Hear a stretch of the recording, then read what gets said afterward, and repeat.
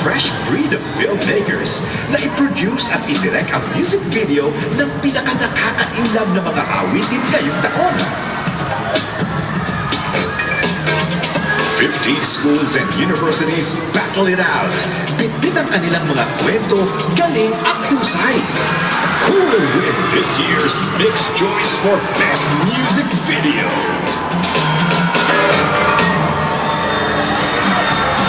Wow, grabe! Ang ingay ng Big Dome ngayon, grabe. Yes. Isa lang yan, napatunayan lang nito na music really is a universal language of love. Tama yan, mga bata o matanda, babae o lalaki, professional ka man o estudyante, we are all united by music.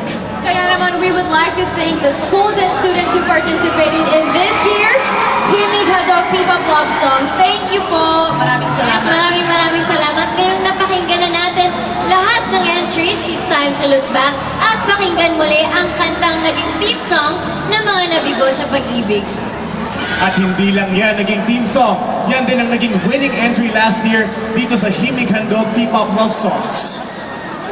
Sabay-sabay tayo mag-reminisce sa kantang nilikha ni Mr. Joven Tan, here to sing 2013's Best P-Pop Love Song, Anong Nangyari sa Ating Dalawa?